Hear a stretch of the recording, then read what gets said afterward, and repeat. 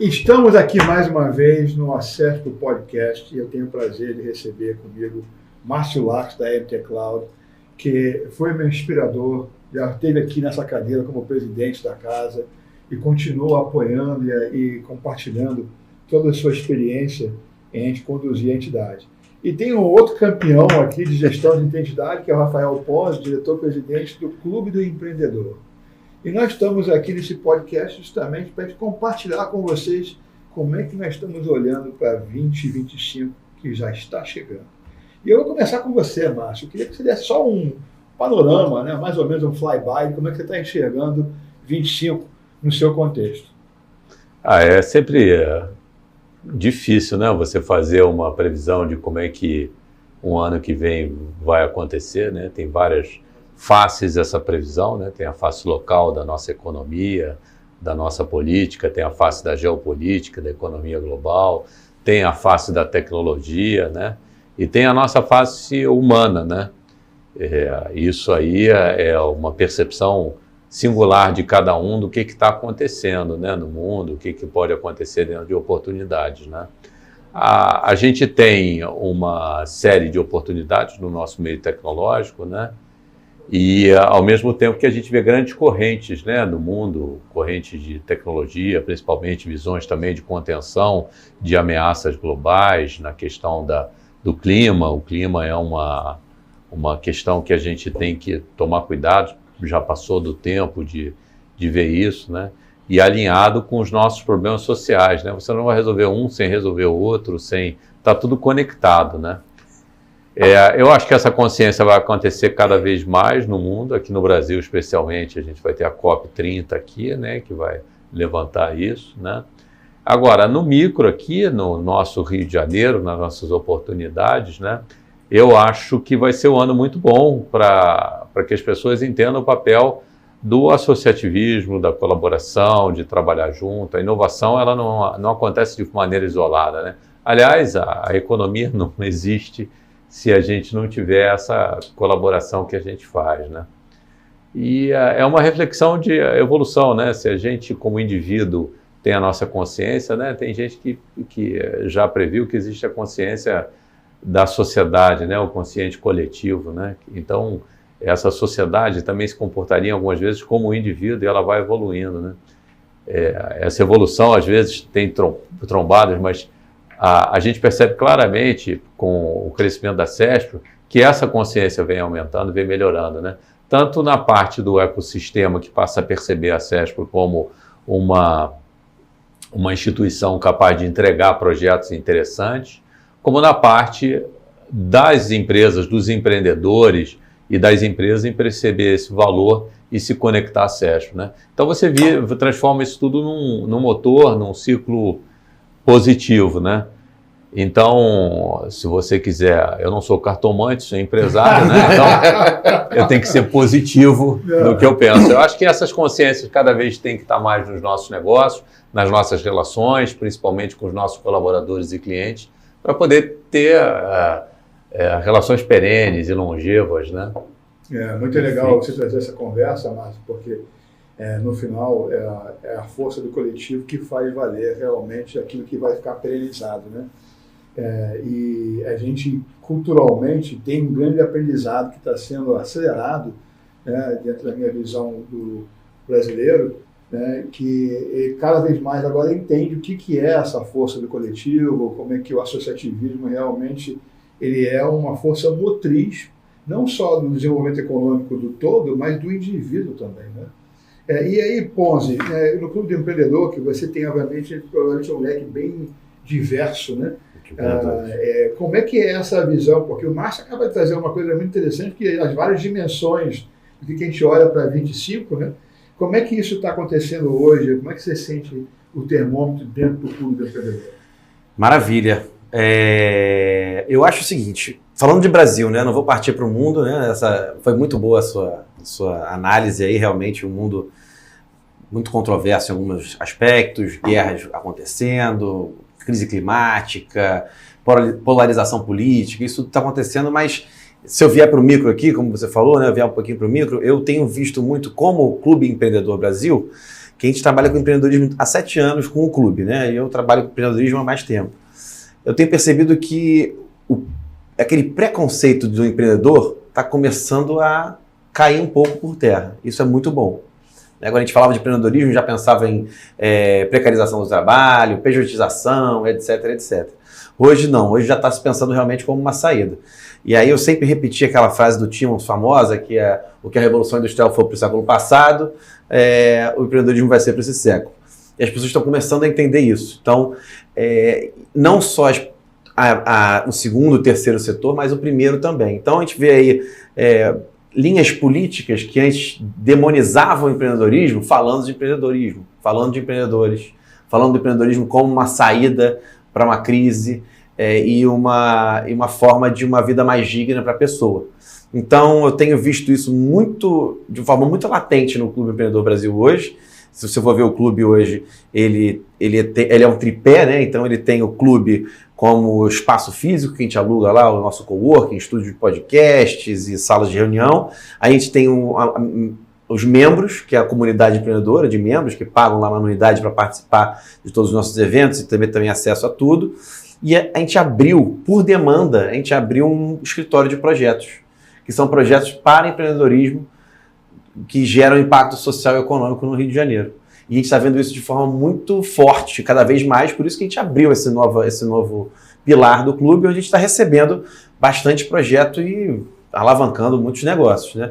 Então eu vejo que em 2025 isso deve aumentar cada vez mais, essa visão renovada, né, fresh do empreendedorismo, que é muito importante, e mais projetos chegando, né? Tem aí uma crise financeira rolando agora, então não sei como é que isso vai afetar, mas eu vejo 25 como uma oportunidade de consolidar o empreendedorismo como uma das principais formas de vida digna para o ser humano. Eu acho que no final essa é a grande resposta que todos nós, né, devemos nos cobrar, né? O quanto que a gente contribui para a melhoria da qualidade de todo o entorno que você está envolvido, né? Mas a gente, né, nesse momento, né, tem aí uma conjugação de que a gente está sempre olhando como ser humano, quer ver o positivo, quer ver o que vai florescer, desabrochar, né? E eu vejo, quando a gente afasta o zoom, e aí, Ponzi, voltando para o mundo, como o Márcio trouxe, sim, né, nós temos um DNA, o brasileiro tem um DNA muito favorável para isso que está acontecendo no mundo, né? Eu já ouvi falar lá atrás que a raça brasileira seria a raça do futuro, né? E é interessante porque se a gente for ver cientificamente como é que é a conjugação racial, o brasileiro é a raça mais miscigenada do planeta. Ou seja, qualquer um pode ser brasileiro e todos nós somos brasileiros, né? E a capacidade que o brasileiro tem, que está representado nessa vocação do empreendedorismo, né? Porque a gente teve uma pesquisa recente, agora não me lembro qual a fonte, mas que destacava que o brasileiro é um dos povos mais empreendedores. Não é o mais bem sucedido no empreendimento, mas a iniciativa de empreender está sempre presente. A gente tem um espírito empreendedor, só não sabe ainda gerir muito bem isso, né? Exatamente.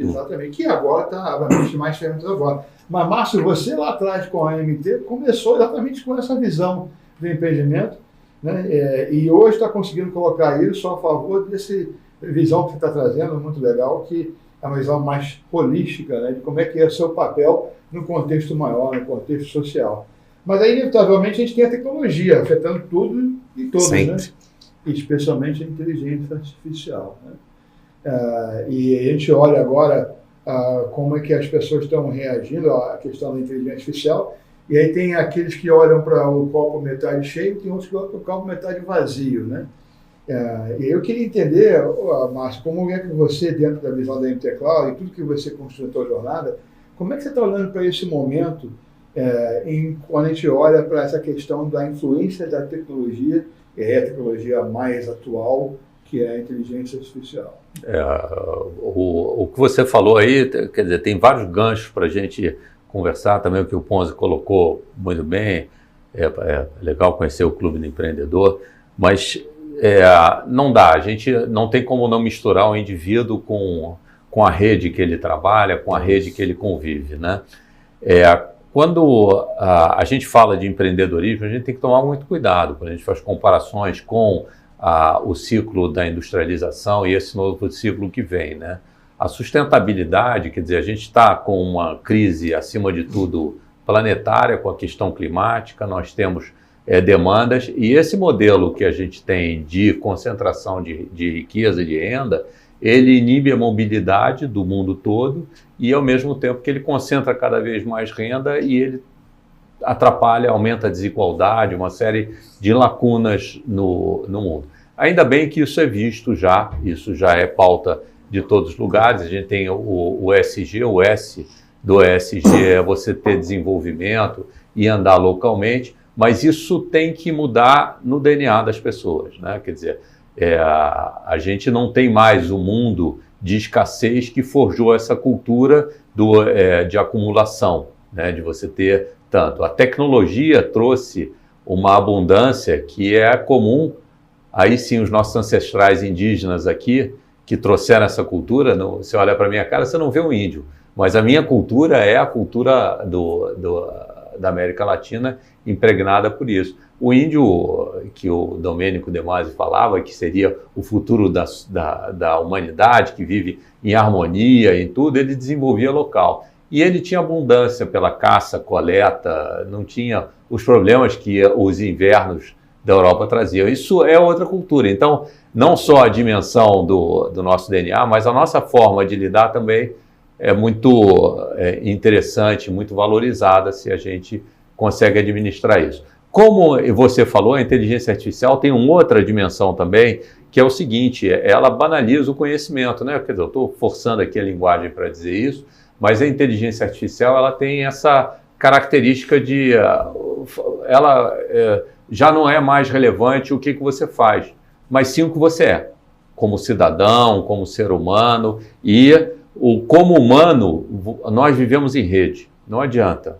A nossa amizade, que é antiga, ela é lastreada numa coisa chamada confiança, que é mútua. Porra, já nos conhecemos há mais de 10 anos, já fazemos coisas juntos há muito tempo, que a gente vai desenvolvendo isso ao longo do tempo, né? Então, isso traz uma maturidade, e essa rede de contatos é que fez com que o ser humano pudesse ser uma espécie que tivesse hoje ameaçando a natureza, e não sendo ameaçada por ela. Ainda somos ameaçados, né, por causa dos grandes eventos climáticos e tal. Causados por nós também. Mas não era qualquer mamífero que pegava a gente, né? Sim.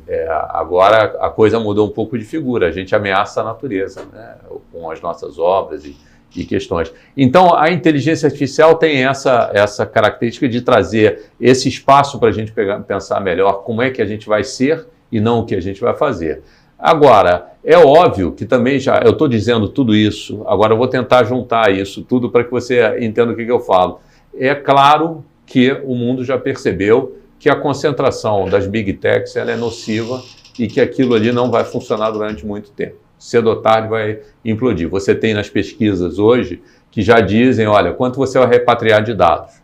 Porque as nuvens, da maneira com que as pessoas colocaram, são muito boas para o momento de startup. Na hora que você vira uma empresa, você precisa de uma coisa chamada ganho de escala. A nuvem não necessariamente dá ganho de escala. Os modelos de ganho de escala são insuficientes para você poder ter um negócio. A menos que você faça um negócio totalmente lastreado em nuvem, que o custo da transação já embute isso. Mas aí você vai ter um sócio pior do que imposto, que é um custo altíssimo no negócio. Então, está havendo já esse sentimento e o desenvolvimento local está aparecendo naturalmente, né? Então, a gente vê, no caso da inteligência artificial, um esforço da Associação Brasileira de Data Centers, de desenvolver data centers locais, justamente para a parte de machine learning, que não é uma parte que demande latências muito reduzidas, que você pode fazer o aprendizado e depois fazer isso através do edge computing. Enfim, tem vários canais aí. Então, de tendências tecnológicas que eu vejo, essa repatriação de dados, quer dizer, a gente está entendendo que a nuvem não é aquilo tudo que aconteceu no início, é óbvio que tem aplicações que só funcionam e só funcionariam na nuvem, né? Mas não é solução para tudo. A gente tem soluções que são... A maior parte das soluções precisa ser híbrida, e isso vai trazer muita oportunidade local. E por coincidência, né, que é mais uma conspiração do que uma coincidência, isso desenvolve localmente. Então é uma soma de forças, não tem saída se a gente não tiver desenvolvimento local.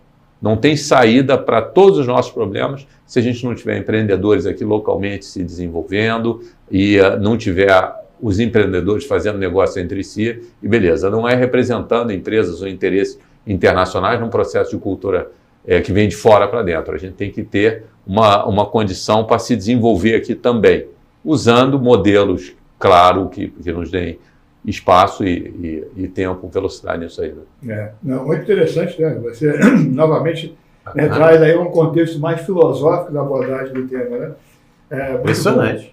Pois é. Só uma dúvida, então as Big Techs devem perder essa força que elas têm hoje por pressão ou por naturalmente vai perdendo a força porque vai espalhando essa... A natureza é cíclica, né? Eu não sei se a gente vai ver isso, mas em algum momento vai acabar. É óbvio. Veja só, o Bill Gates anunciou há pouco tempo que ele doaria 99% do dinheiro dele e teria o mesmo padrão de vida. Cara, não tem uma coisa errada nisso aí, não? Então esse modelo aí é um modelo que não vai se sustentar, não dá. É um modelo lastreado num forecast de preço de ação no mercado financeiro que tinha um papel de financiar a indústria, mas ele acaba muito mais especulativo do que propriamente fomentando a indústria, né? Perfeito. Posso comentar? O que eu tenho visto muito é que essas grandes fortunas, vamos falar um pouco das grandes fortunas brasileiras, já estão entendendo um pouco isso também. Eu não sei se foi pela força, não sei se foi alguma coisa que eles perceberam ou que eles querem ir para o céu, ou se eles perceberam que a economia não se movimenta com concentração muito grande de riquezas. E estão investindo muito em projetos de impacto social, estão investindo muito em projetos não 100% de filantropia, mas essas fortunas estão investindo muito no mercado, não diria informal, mas um mercado de pequenos empreendedores de impacto social e econômico. Você tem visto isso? Não, sem dúvida. Isso, o próprio Bill Gates, você falou agora, 99%. Não, mas você vê movimentos, por exemplo, a profissionalização do setor da cultura, cara. Isso deve trazer a gente percebe iniciativas como o SP Cult lá em São Paulo, com cursos para a cultura. A gente criticava a Lei Rouanet, os incentivos, mas as cotas, tem muita gente que infelizmente critica essas iniciativas para tentar contornar esse atraso que é irrecuperável se você não tiver um mecanismo de recuperação. Você pegar a cultura, por exemplo, ela vai se transformar com a inteligência artificial, com as ferramentas que a gente tem. A gente já vê o pessoal vendendo banana aí como uma obra de arte e tal, né? Isso aí ressignifica tudo, que é interessante. E assim como a fotografia transformou a pintura, todas essas ferramentas que a gente vive vai afetar a nossa percepção de arte, do que é arte, e arte é a comunicação da cultura, e a gente não é nada se não tiver cultura, né? Perfeito. Não adianta só a dimensão... Aí que entra o empreendedorismo da economia criativa, e aí o que você falou foi perfeito, você fez uma análise bem grande, né? E aí veio para o meu micro, que é... Não, mas a vantagem de você fazer uma análise grande é que você não erra muito. Nada, de forma alguma. Foi uma análise espetacular, porque, sem querer puxar seu saco, mas foi realmente muito bacana, porque foi exatamente porque eu disse. Esse movimento, ele parte para um apoio, uma injeção nos pequenos empreendedores e nos projetos de impacto social. Olha só, é uma questão de tempo, Ponzi. É isso. Cara, o nego vai ver que não adianta. Cara, uma hora você começa com falta, depois aí você precisa daquilo, depois você tem, e aí depois você tem que compartilhar. Não existe, é da natureza humana essa questão. A gente vê que o próprio Robert e eu, que somos, nos relacionamos bastante, trocamos muitas ideias, né? Você começa com uma empresa, você começa sozinho, correndo atrás, porque você não tem grana, você não tem negócio, você não tem nada. Aí o foco é esse. Depois você começa a se alegrar com o que você tem. Aí curte. Chega uma hora que não tem mais o que você alegrar. Aí você gosta de perceber o em volta está bem. Aí você quer que o setor esteja bem, que tudo esteja bem na tua volta. E não tem se sentir bem se o em volta de você não está bem. Né? Então, essa parte que foi retirada do conceito de empreendedor, que você falou muito bem, Sim. que já foi pejorativo, não existe mais. Não existe mais. Porque o empreendedor hoje que não se sustentar, ele não tem mais isso. Ele não vai conseguir ter uma existência que vale a pena, né? Ele vai ficar preso num conceito e vai repetir um modelo que... E aí surge uma nova oportunidade, que eu acabei entrando nessa oportunidade, que é ser um fazedor de oportunidades para outras pessoas. Então as pessoas me procuram o clube para o escritório de projetos para a gente catapultar ideias para que leve oportunidades para novos empreendedores ou pessoas que não sabem empreender, mas que também não têm saída para poder empreender. Então, mas o que é mais legal, Ponzi, é justamente a gente ter essas janelas de conversar, porque você vê o comportamento das pessoas que já são nativas a todos esses estímulos que as redes sociais e provocações que essa nova tecnologia traz são totalmente diferentes. Você vê cara parando de trabalhar porque não gostou do que você falou para ele. Você falou para ele, pô, cara, não vou regar a planta não porque aqui acabou a água, eu estou sem água mineral. Não, você tem que botar água na planta. A planta faz parte do nosso ecossistema. E aí, quer dizer, uma coisa que no passado, há 10 anos atrás ou 5 anos atrás... Impensável, né? A questão do politicamente correto, então, é o tempo todo, né, para nossa geração, né? Sim. Cara, você começa a ver isso aí e isso dá uma energia boa, porque você diz, mudou muito, cara. Pô, eu não pensava assim, agora tá certo, que legal que essa pessoa pensa assim, que essa pessoa é o cara que às vezes está levando um programa inteiro na tua empresa, está levando todo um projeto, né? Eu faço, inclusive, o Marcos estava comentando que ele ia pagar direito autoral para mim, porque eu falo o seguinte, eu sei que provavelmente quando a gente analisa o impacto individual que você consegue fazer, isso que nós estamos falando, né, comparativamente é provavelmente do tamanho de um grão de areia na praia do Ipanema. Mas, cara, eu vou brigar para o meu grão brilhar. Porque se ele brilhar, ele vai refletir em mais 1000 grãos. E aí você fez a multiplicação, né? E tem uma característica que eu vejo, aí eu me extraio um pouco, eu olho pelo meu viés americano para a cultura brasileira, e eu fico totalmente entusiasmado, porque nós temos uma capacidade dentro da cultura brasileira que, para mim, é imbatível no contexto mundial. Inclusive, eu falo, cara, tem que desenterrar Nelson Rodrigues, para ele desdizer complexo de vira-lata, porque ser um vira-lata hoje é um must. Porque hoje, né, você tem a capacidade de poder cair de paraquedas correndo em qualquer situação, é uma vantagem competitiva inerente do nosso código genético, da raça brasileira, né? E eu acho que aí vai a contribuição que eu ouço falar muito, que eu falei no início, né, que a raça brasileira é a raça do futuro. E muito porque ela é a combinação de todas as raças, né? Interessante se a gente for avaliar, digamos que Scotland Yard, a Interpol está atrás de mim, né? E aí eu vou para dentro do mercado negro para comprar um passaporte, para poder fugir. É de brasileiro. Qual é o passaporte mais caro? O brasileiro, porque qualquer um pode ser brasileiro. E eu dou uma evidência científica, né? Eu que tenho na miscigenação, eu sou entre avós paternos, maternos e pais, são 6 nacionalidades diferentes, né? Pô, ainda nasceu no Japão. Não, quase nasceu no Japão. Quase nasceu no Japão. E por culpa de um mexicano. Depois eu vou querer saber dessa. Então, eu só sou mais ou menos 17%, 18% com sanguinidade brasileira, né? Mas se eu tivesse que fazer um transplante de medula óssea, eu não consigo fazer nos Estados Unidos e na Europa. Porque o código genético da raça brasileira já foi tão alterado, tão misturado, que eu só vou encontrar compatibilidade no Brasil, né? E isso eu venho falando já há algum tempo, né, nas pressões que eu faço sobre o Brasil, que essa é uma grande vantagem, porque no final do dia, quando você olha para o mundo que a gente vive hoje, que é o quê? Qual é a velocidade que eu consigo resolver essa fila de problemas? Né? Porque são vários problemas que têm que ser resolvidos, eu tenho uma fila e eu tenho que ter velocidade. E o brasileiro tem uma capacidade de chegar na resolução de problema mais rápido que a maioria das outras culturas. E muito porque ele não carrega ainda o legado das tradições milenares que as outras raças têm, e quando entra para resolver o problema, esse legado vem junto. E não é que não vai conseguir resolver, vai conseguir resolver, mas vai levar mais tempo. Porque esse legado, ele é um peso a mais que ele carrega com ele, e isso consome tempo. E o brasileiro chega mais rápido. E eu, inclusive, na época que estava conjugando lá o Brasil-Haiti, no projeto da Apex, Eu cheguei a fazer testes, pegar equipes brasileiras, equipes indianas, mesma configuração de sênior, pleno, júnior, e mesmo para requisito. Larga. O indiano chegava um mês depois, e cheio de bug. O brasileiro chegava lá, pronto, e aí, o que eu faço agora?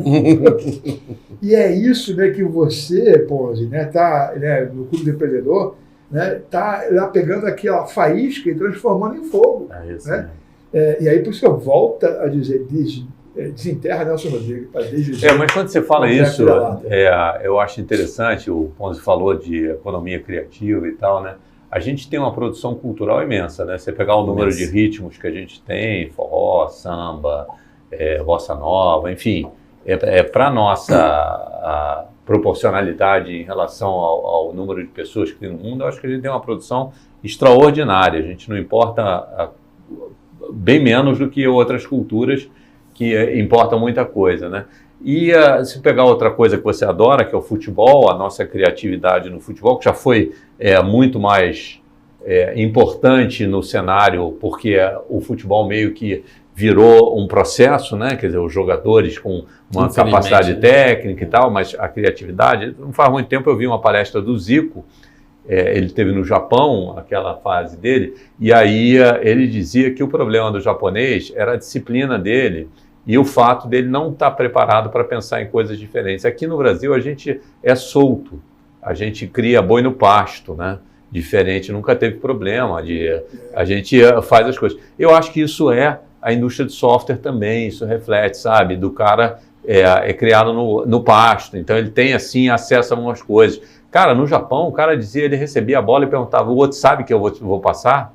Parecia que era da piada do Garrincha, né? O São Russo. O outro sabe, o cara parava, ele recebia a bola, ele ficava olhando para o Zico, para quem que eu vou passar a bola. Isso é a palestra dele, né? Foi uma situação assim. E aí a gente, nessa nossa situação, a gente já vai resolvendo o problema. Essa é uma característica nossa, né? Que ajuda na criatividade, que se manifesta em várias coisas, né?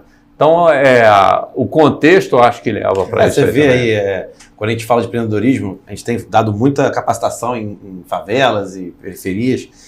A gente não tem que explicar o que é empreendedorismo, a gente tem que só colocar nas caixas certas e falar de gestão, porque empreendedorismo já está intrínseco em todo brasileiro, principalmente no carioca. Você queria falar mal dos outros, mas o carioca tem isso muito intrínseco, a gente vê isso muito nos guarda-chuvas, acho mais barato o guarda-chuva. Tá vendendo guarda-chuva, aí ele olha para cima, tá R$10, se chover é 20. E aí você vai vendo que ele fez uma análise de mercado ali em 5 segundos, em 1 segundo ele fez uma análise de mercado, já fez tudo, já precificou. Então você vai vendo que isso tem assim uma naturalidade muito grande no brasileiro. O brasileiro sabe como empreender, tem essa habilidade, o que ele precisa de vez em quando é só um pouquinho de gestão, saber um pouquinho de processo, ao contrário do japonês, saber um pouquinho do processo, como é que ele faz para encaixar isso para escalar. É só isso que precisa. Inclusive, a série fala jeitinho brasileiro, né, que pegou até uma conotação meio pejorativa. Eu rebatizei. Eu chamo de lateralidade. Lateralidade. É um jogo de cintura, que é o que você está falando na questão do futebol, que é você enxergar aquilo que o outro não está enxergando. Né? Que é justamente esse exercício. Né? E eu acho que, né, você falou carioca, né, e criou distinção, tem uma coisa interessante, que inclusive perpassa a inteligência artificial. Né? Lá com o chapéu da Witsa, eu estou defendendo trazer para o Rio de Janeiro um centro de excelência mundial de IA. Né? E aí estou defendendo essa tese que diz o seguinte, o Rio de Janeiro, o Brasil e o Rio de Janeiro tem algo muito singular e importante para esse contexto de IA, que é o componente da diversidade. Né? Aí volto na questão que nós somos a raça mais miscigenada do planeta.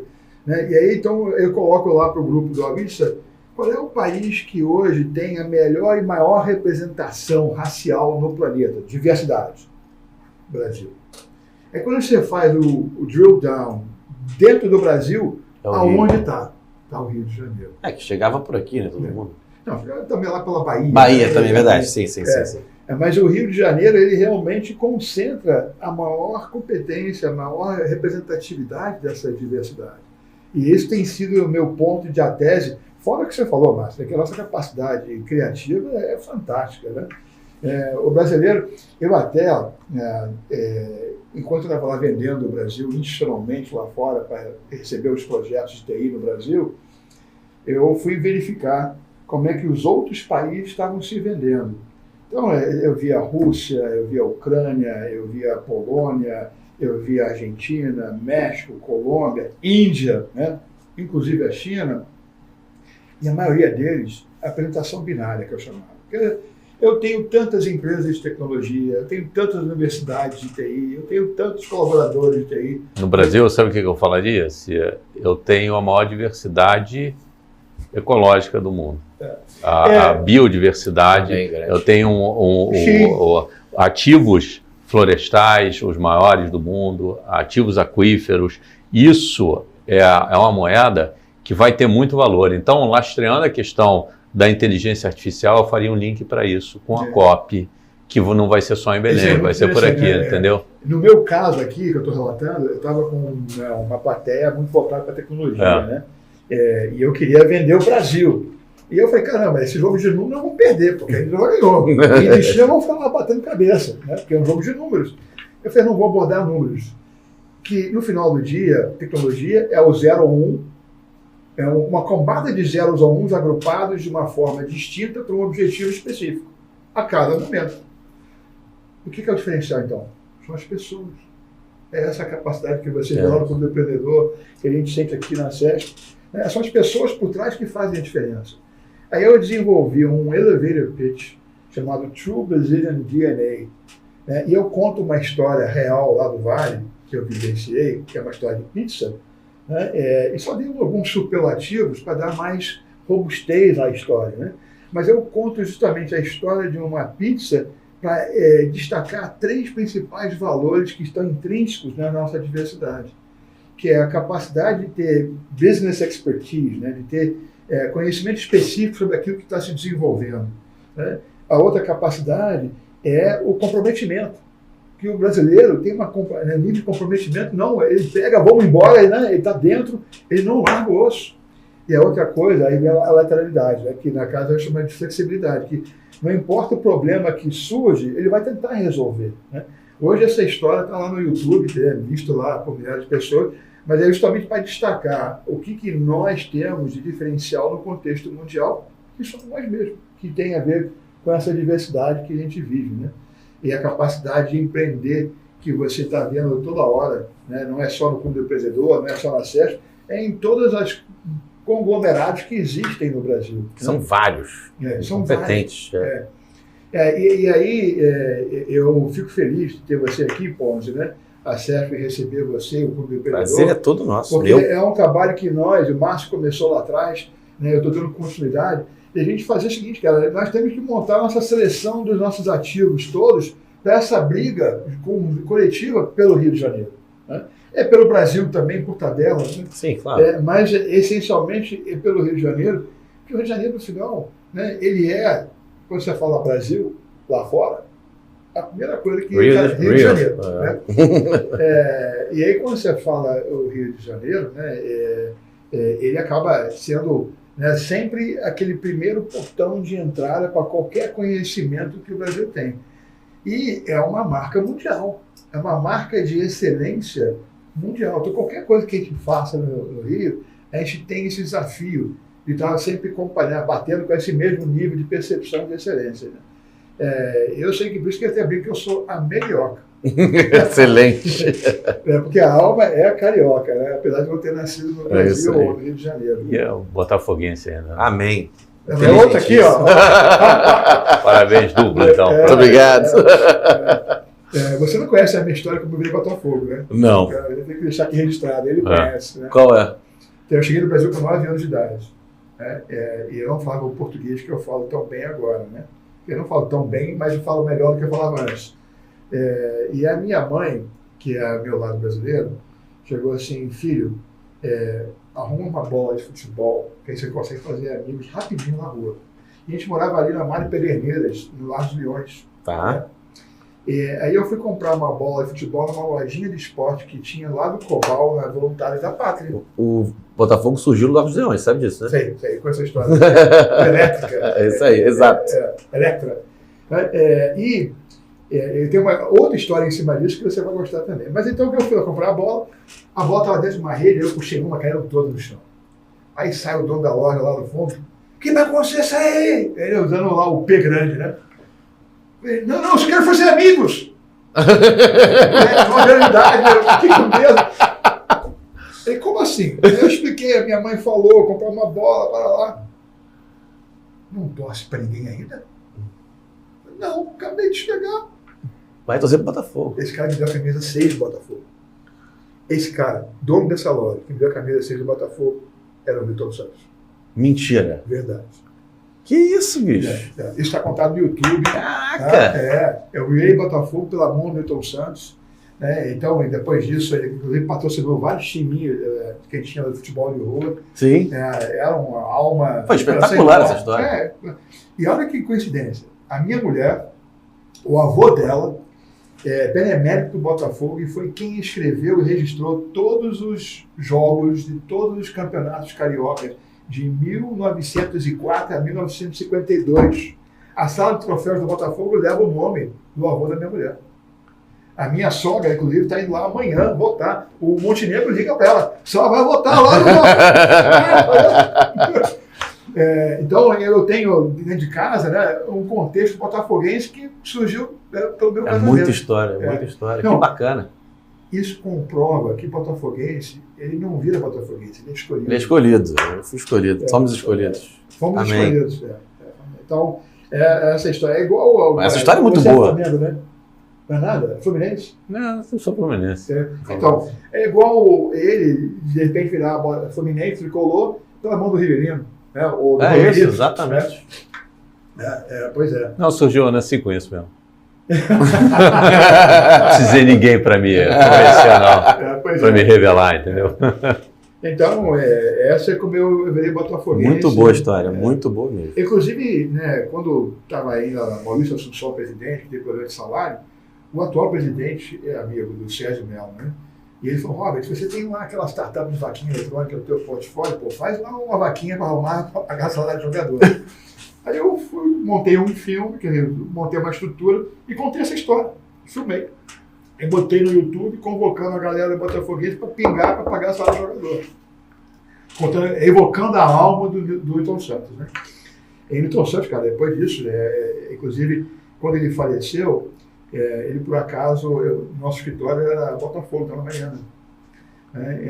E aí eu fui lá ajudar no caixão, ajudar a família.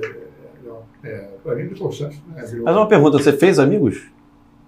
Eu fiz amigos? Fez, quando você ganhou a camisa. Não foi jogando bola, não jogo nada. Quando você ganhou a camisa do Milton Santos, você acabou fazendo amigos? Pô, amigos sim, fiz.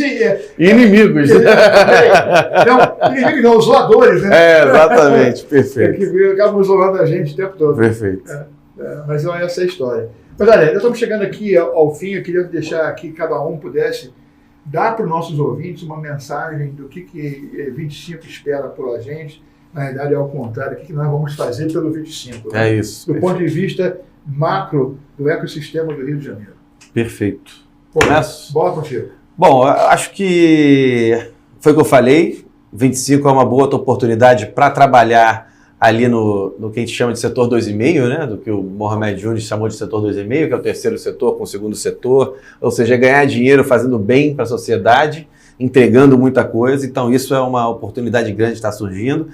Estou vendo também, através de movimentos de lideranças como você, que estão se juntando os grupos que estavam sempre apartados no Rio de Janeiro, estão começando a se juntar, porque eu, Rafael, acredito muito no ganha-ganha, muito mesmo. Estou, vamos dizer assim, há pouco tempo nesse mundo de quase um associativismo, cooperativismo, né? Mas de movimentos, né? 7 anos só, mas sempre acreditei no ganha-ganha e estou vendo grandes lideranças já estão há mais tempo também, que acreditando também. Eu acho que isso vai catapultar muitos negócios e a nossa cidade também, tenho certeza, e espero. Né? Eu acho que 25 é o ano para isso. E é isso, pessoal. Eu acho que vai ser um bom ano. Vamos lá. 2025, se Deus quiser, vai ser ainda melhor que 24. E vai ser, Márcio? Não tenho dúvida que vai ser melhor, né? A gente tem tudo para resolver esses nossos problemas, né? A gente tem problemas sérios de segurança aqui no Rio de Janeiro, tem alguns entraves aí com regulamentações que precisam ser feitas, tem a questão tributária, tem a questão fiscal, enfim, e isso está refletindo na taxa de juros que está alta momentaneamente a gente tem um cenário que é complexo, mas se você olha na ótica do modelo concentrador que eu falei. Quando a taxa de juros está alta, o capital tem dificuldade de financiar o empreendedorismo. E aí é uma oportunidade para a gente, o microempreendedor. Porque ele entra oferecendo o seu capital próprio, que é o seu trabalho, né? Então você começa a ver a substituição de importados, você começa com o aumento do dólar, né? Você começa a ver entregas diferentes, né? E essa desarrumação toda, nada é totalmente ruim nem totalmente bom, né? Mas ela dá um espaço. E ela faz parte de uma organização maior que eu tô percebendo, que tem a ver com a questão de realmente dos problemas que a humanidade tem, que entre eles é o clima, né? Eu percebo que sim, 25 tem uma grande promessa, e aí até pegando um gancho que você falou, Ponce, que para mim o 25 tem que ser para o Rio de Janeiro um ano de consolidação desse movimento associativista, onde todos os protagonistas que estão dentro do ecossistema estão de mãos dadas e alinhados com essa visão maior de propósito para o bem do Rio de Janeiro, entendendo que se eu brigar aqui em cima, aqui embaixo a minha fatia vai ser melhor e maior, né? Então, deixa eu só complementar, Ponce. Porque é difícil, né? A gente não é filósofo, a gente é empresário, a gente está no dia a dia lá da empresa, então para a gente tecer um comentário, a gente não é editor de revista, não tem alguma dificuldade de comunicar, né? Mas se eu for olhar assim, o ano que vem vai ser muito bom, porque vai ser o teu terceiro ano aqui na SESP, né? Então vão ter eventos e situações que a gente pode se divertir muito. E até fazer negócio, cara, que acontece, entendeu? A gente acaba vendo, né? Porque, cara, não dá para prever o que vai acontecer, né?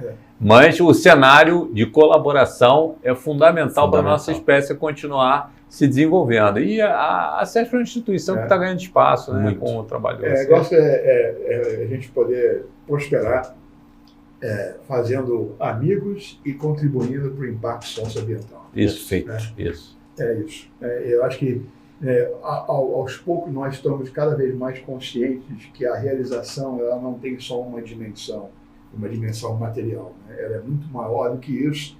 Eu acho que essas pessoas que estão se conscientizando, o número delas vai aumentando e isso vai construindo uma base maior para ter essa mudança realmente.